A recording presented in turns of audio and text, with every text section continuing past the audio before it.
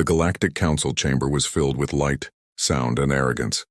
The great alien races had gathered, their voices echoing across the polished metal walls. They spoke of power, of control, and of dominance over the stars. And in their words, Earth was nothing but a joke.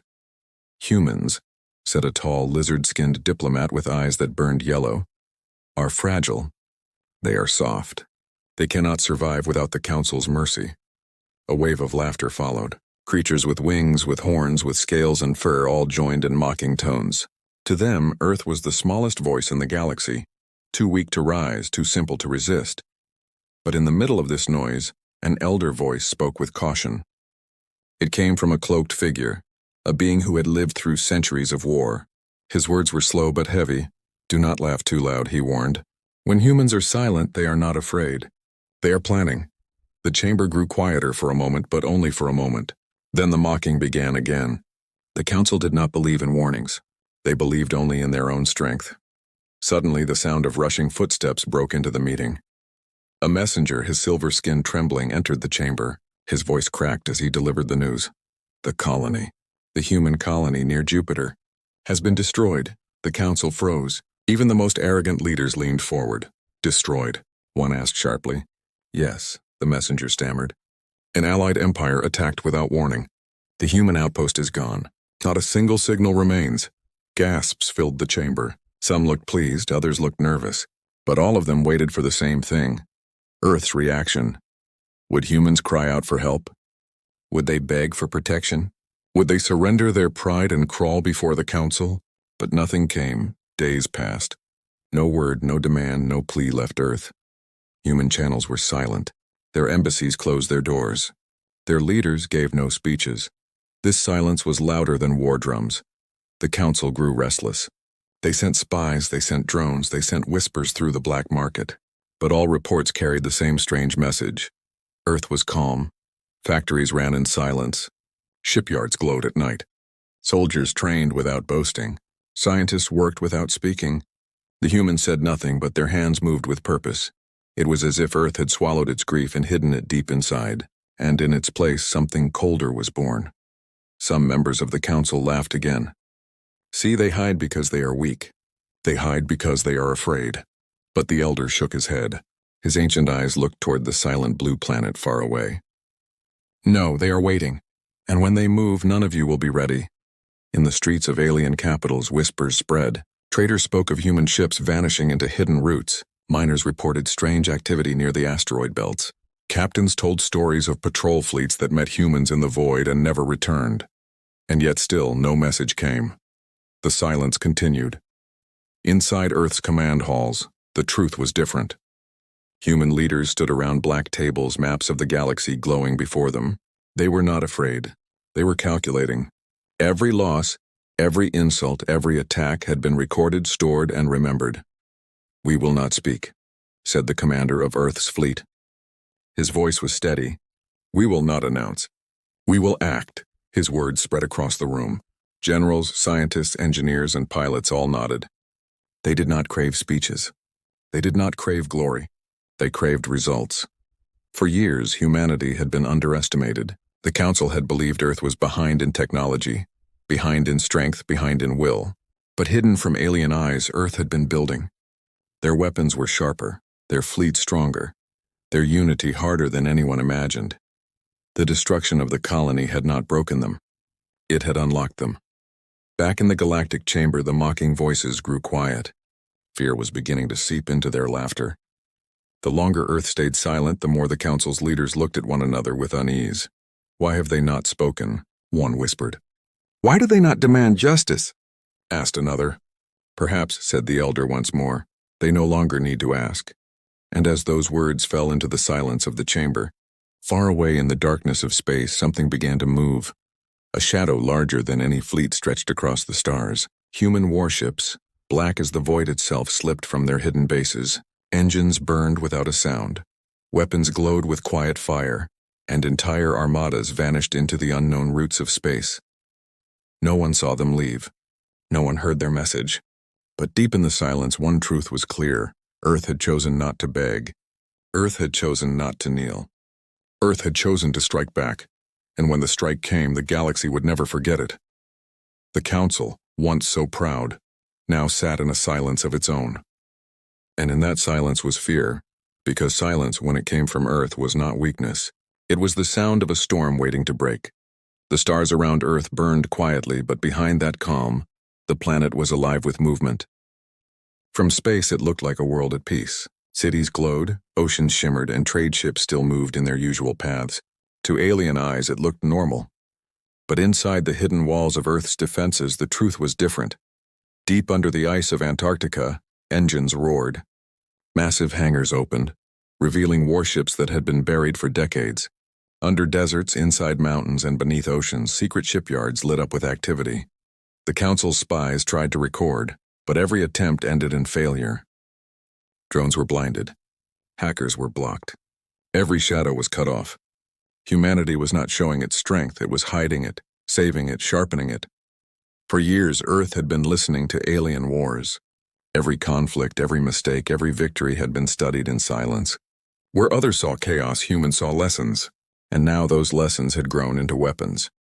At a base near the moon, engineers stood beside a long black ship. Its hull shimmered like liquid, bending light, making it nearly invisible. "It vanishes even before your eyes," one scientist whispered. These were the stealth cruisers, ships designed not to fight head-on, but to slip behind enemy lines and erase fleets without a warning shot. In orbit above Earth, another class of ship came alive. These were heavy dreadnoughts, armed with rail cannons that could pierce any shield. Their weapons had no colorful glow, no flashy light. They were silent, deadly, and impossible to block. On Mars, training halls echoed with the sound of drills. Soldiers stood in long lines, their eyes focused, their movements sharp. They did not shout. They did not chant. They trained in silence, as if every strike of the blade and every shot of the rifle was part of something bigger. Among them walked commanders who had seen wars before. Men and women who knew the weight of loss and who now carried the fire of revenge. One commander stopped before his soldiers. His voice was quiet, but it carried across the hall. "We are not fighting for pride," he said. "We are not fighting for power. We are fighting because they believe we are weak. They believe they can destroy us without fear. Let us teach them what fear truly is." The soldiers raised their weapons, not with cheers, but with silence. That silence was stronger than any roar. Meanwhile, the Council grew nervous. Reports arrived one after another. Alien traders spoke of strange human fleets seen near asteroid belts. Explorers reported stars where human stations had suddenly appeared, fully armed and fortified. The Council sent scouts, but most did not return. The few who did spoke in broken voices of shadows in the void, ships that vanished from sensors, and weapons that burned without sound. "It is impossible," one Council leader hissed. "Humans cannot build such things. They are still young, still simple." But the evidence piled higher, and the silence grew heavier. Back on Earth, the leaders met in secret chambers, around a glowing map of the galaxy. They placed markers on enemy outposts, supply routes, and Council bases. Every detail had been studied. Every weakness was written down. One scientist stepped forward. She carried a device no alien had ever seen. It was small, almost harmless looking, but when activated, it released a pulse that tore through shields like paper. "This," she explained, "is not designed for battle. It is designed for ending battles." The leaders nodded. Earth was not preparing for a war of survival. They were preparing for a war of decision. The destruction of the colony near Jupiter had lit a fire no water could put out. Humanity did not cry out. Humanity did not kneel. Humanity sharpened its blade. In the Council chamber, arguments erupted. Some demanded more attacks on Earth before it grew too strong. Others whispered that it was already too late. One young alien, his scales trembling, said what none wanted to hear. "If they strike, they will not stop. They will not rest until every insult, every wound, every laugh is answered." The elder who had warned them before lowered his head. "Yes, this is what happens when you mistake silence for fear." And then the first signs appeared. Far across the galaxy, an alien supply fleet vanished. No signal, no distress call, only silence. Days later, an outpost near Saturn was found destroyed. The walls were melted, the weapons shattered, the defenders gone. The Council demanded answers. Who had done this? What weapon could erase fleets without leaving traces? Only one truth remained. The humans had moved. The galaxy held its breath. Earth had finally chosen to act, and their hidden power was no longer hidden. Darkness covered the outer rim near Saturn, where alien war stations floated like silent guardians. They were confident, their shields strong, their fleets ready. For decades, these stations had watched over the stars, blocking human expansion. To their commanders, it was only a matter of time before Earth broke under pressure. But on this night, the void itself betrayed them. A faint ripple spread across the black horizon. At first, it looked like a trick of light, a shimmer of dust. But then the shimmer grew. Dozens of black shapes slipped from the shadows, their hulls bending light, their engines whispering. They were human ships. The stealth cruisers had arrived. The alien stations scrambled their defenses. Alarms rang, weapons charged, fleets spread into formation. But before the first orders could be given, the human ships moved. Silent beams cut through the void, unseen until the moment of impact. Shields collapsed like broken glass, armor burned, splitting apart in streaks of molten fire. One station vanished in a white flash, erased before its crew even screamed. The alien commanders shouted orders, but fear shook their voices. Their sensors could not lock on the human ships. Every time they aimed, the shadows were gone, sliding behind them, striking from angles no one expected. "This is impossible," one alien captain cried as his ship broke in two. "They fight like ghosts." From Earth's flagship, Commander Vela watched in silence. Her face was cold, her eyes sharp. She gave no long speeches, no dramatic orders. She only whispered one word: "Advance." And the fleet obeyed. Rail cannons thundered, sending slugs faster than light, tearing holes through alien cruisers. Pulse devices hummed, sending waves that crushed systems, leaving enemy ships drifting powerless. One by one, the proud alien defenders fell into silence. Within minutes, what had once been a proud defense line was nothing but fire and ruin. The stars glowed with wreckage, broken steel and drifting bodies, but still the humans spoke nothing. The survivors sent frantic messages to the Galactic Council. Their words were filled with panic. They came from nowhere. "They are invisible. Our fleets cannot hold them." The Council listened in disbelief. For years they had called humans weak, primitive, fragile. Now their mighty defenses were falling in minutes. Inside the chamber, leaders shouted over one another. Some demanded a counterattack. Others trembled, asking if peace was still possible. But none could ignore the truth flashing across the screens. Earth had struck and Earth had won. Meanwhile, in the ruins of Saturn's stations, the humans did not linger. They did not take trophies, they did not send warnings. Their ships turned, silent as before, and vanished into the void once more. The message was clear. Retaliation had begun. On distant planets, whispers spread like fire. Alien civilians who once mocked humans now spoke their name with fear. Merchants closed trade routes, soldiers deserted posts, and entire colonies began to wonder, who is safe when the humans move? But Earth's commanders knew this was only the beginning. In a hidden command room, Vela met with her generals. Maps of the galaxy glowed before them, red marks showing every council base, every ally stronghold, every empire that had joined in mocking Earth. "We will not destroy without purpose," Vela said quietly. "Every strike must cut their strength. Every strike must leave them weaker, more afraid, more broken." The generals agreed. Humanity was not fighting for chaos. Humanity was fighting to rewrite the balance of power. Still, there was silence outside Earth. No speeches, no declarations. Only action. The Council tried to understand. They sent spies to capture human ships, but the spies vanished. They tried to intercept human fleets, but the fleets were gone before they arrived.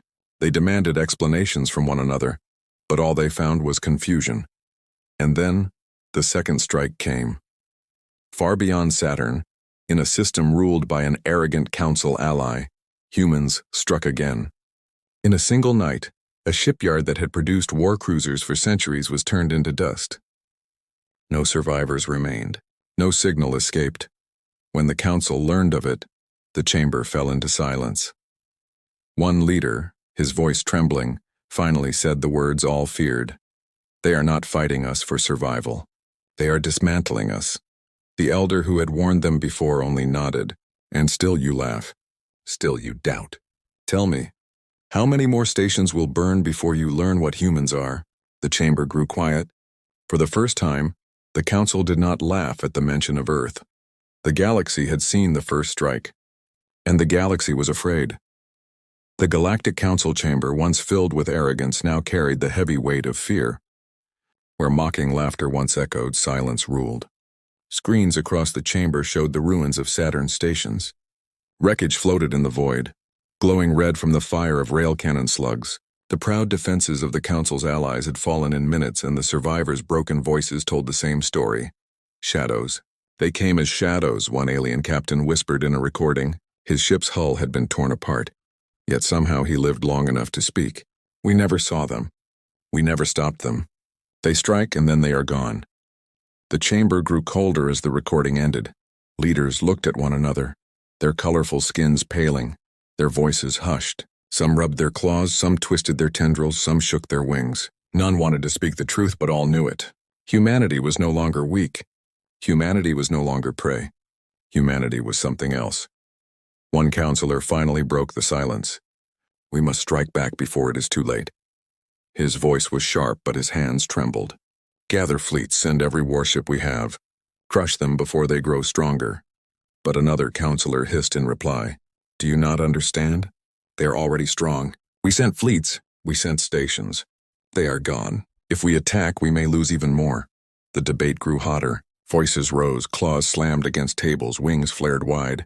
But underneath the noise was something none could erase. Fear. The elder who had spoken warnings before leaned forward in his seat. His eyes were tired, but his voice was clear. You still do not listen, he said. I told you before. When humans are silent, it means they are preparing. You believed their silence was weakness. Now you see what silence truly means. The chamber froze again. His words felt like a shadow creeping across the room. One younger leader, his scales glittering, tried to dismiss it. No species can rise this fast. No species can build such power without the council noticing. They must have stolen it, copied it, cheated. The elder shook his head. No, they watched us. They studied every war we fought, every mistake we made. Where you laughed, they learned. Where you mocked, they remembered. They have turned our arrogance into their strength. His words struck deep. Even those who hated humanity felt the truth in them. Outside the chamber, the galaxy was already whispering. Alien markets were shutting down. Merchants avoided human trade routes. Colonies near Earth closed their gates, fearing the silent fleets in the dark. Children in faraway worlds heard stories. Stories of humans who appeared from shadows, who spoke no words, who left only ruins. The council tried to hide the panic, but rumors spread faster than truth. Some empires began to consider breaking away, making peace with Earth on their own. Others armed themselves, fearing the humans would come for them next. In a hidden corner of the chamber, intelligence officers placed new reports on the table. Their voices shook as they explained. Human fleets are moving through the black lanes, the hidden routes between stars. We cannot track them. Every time we believe we have found their base, they vanish, and now, there are reports of new weapons. The chamber stiffened. What weapons? A leader demanded. The officer swallowed hard. Devices that crush shields with a single pulse. Weapons that fire without heat, without light, and still destroy armor. Ships that vanish from sensors even when they stand in front of you. Disbelief filled the air, but so did dread. If this was true, then nothing could stop the humans. The elder spoke again, his voice heavy. This is not the beginning of a war. This is the beginning of an end. They will not stop until they have answered every insult, every wound, every life you took. The chamber fell into silence. No one dared laugh this time. In the quiet, one thought spread among them all. If Earth continued, if the humans kept striking, then the galaxy would no longer belong to the Council. The galaxy would belong to humanity. Some leaders whispered of surrender, of peace, but others whispered of fear even greater. What if they do not want peace? One asked softly. What if their silence means they will never forgive? The chamber trembled with that question. No answer came. Far away, in the blackness between stars, human fleets prepared again. Silent engines burned. Weapons hummed with unseen power. No word left Earth, no message reached the Council.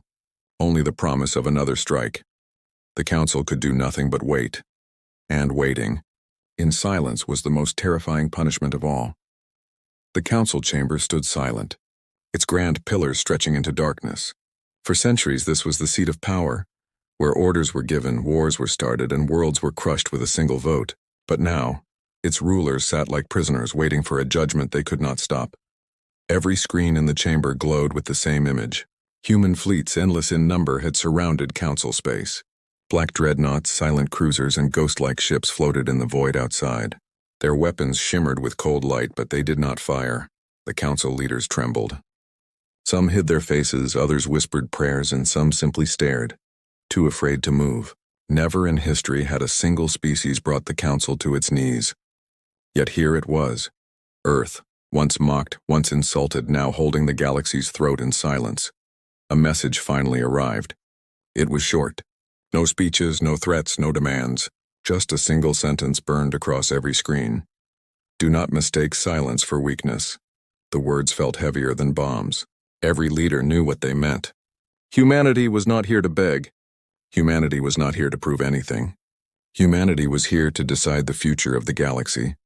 Some counselors begged for peace. They cried out, offering resources, offering tribute, offering their fleets as gifts.